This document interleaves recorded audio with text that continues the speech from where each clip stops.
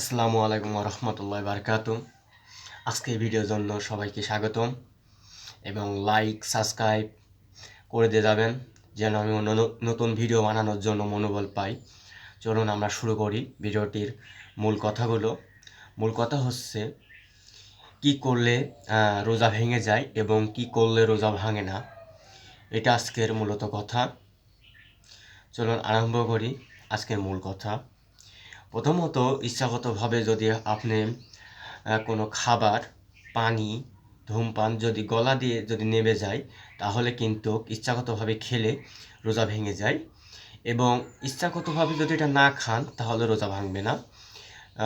লোকজন বলে যে কিছু খেলে রোজা ভেঙে যায়, যদি ইচ্ছাগতভাবে যদি না খান তাহলে রোজা ভাঙবে না। এবং বীর্যপাত বা স্ত্রী ও স্বামী সহবাস করলে রোজা ভেঙে যাবে। যদি ইচ্ছাগতভাবে বীর্যপাত না হয় তাহলে রোজা ভাঙবে না। এবং আরেকটি হচ্ছে কাউকে রক্ত দান করলে রোজা ভাঙে না এবং রক্ত পরীক্ষা করলেও রোজা ভাঙে না। যেমন রক্ত ভাঙে মানে অর্থাৎ রোজা ভাঙে যদি রক্ত গায়ের থেকে কোনো অংশ কেটে দিয়ে সেখান থেকে রক্ত, পুজ বা পানি যেরকম একটি তরল পদার্থ বানায় সেটা যদি গড়ে মাটিতে পড়ে তাহলে রোজা ভেঙে যায়। তো এটা থেকে আমাদের সাবধান থাকতে হবে যেন রোজা অবস্থায় হাত পা না কাটে, পুজ না বাড়ায়, এরকম অবস্থায় থাকতে হবে। যদি ইচ্ছাগতভাবে যখনই কেটে যাবে তখনই যেন মাটিতে না পড়ে, এরকম ব্যবস্থা করতে হবে। এবং যদি কাউকে রক্ত দান করেন তাহলে কিন্তু রোজা ভাঙবে না। এবং নিজের গায়ে কোনো স্যালাইন বা কোনো ইঞ্জেকশন, ভ্যাকসিন দিয়ে যদি কোনো কিছু প্রদান করেন তাহলে কিন্তু রোজা ভেঙে যাবে। এবং রোজা ভাঙার আরেকটি কারণ হচ্ছে ইচ্ছাগতভাবে যদি বমি করেন, মুখের ভেতরে হাত ঢুকিয়ে বা গলা টিপে যেভাবেই হোক, যদি ইচ্ছাগতভাবে বমি করেন তাহলে রোজা ভেঙে যাবে। আর যদি ইচ্ছাগতভাবে না করেন, অটোমেটিক যদি বমি হয়, তাহলে আর রোজা ভাঙবে না। আরও কারণ আছে। কারণটি হচ্ছে আপনি যদি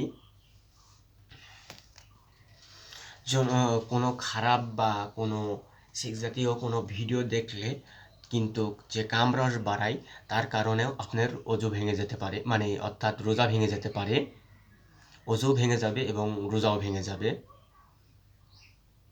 তো আরও কারণ আছে যেগুলো হচ্ছে আপনার, এবং এবার আপনি যে কাজ করলে অজু ভাঙবে না, লোকজন মনে করে কোনো কিছু গায়ে সেন্ট জাতীয় বা গন্ধ জাতীয় কিছু মাখলে অজু ভেঙে আপনার রোজা ভেঙে যায়। এটা মূলত মিথ্যে কথা। এটা গন্ধ জাতীয় কোনো কিছু মাখলে রোজা ভাঙে না। ইচ্ছাগতভাবে কোনো কিছু পান করলে রোজা ভাঙে না। এবং কারোকে রক্ত দান করলেও রোজা ভাঙে না। এবং রক্ত পরীক্ষা করলেও রোজা ভাঙে না।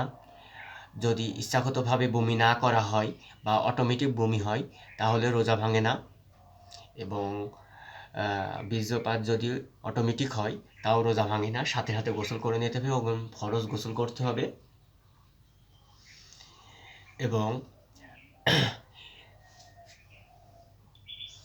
কোনো ওষুধ জাতীয় জিনিস যদি স্যালাইনের মাধ্যমে গায়ে নেওয়া হয় তাহলে কিন্তু রোজা ভেঙে যাবে।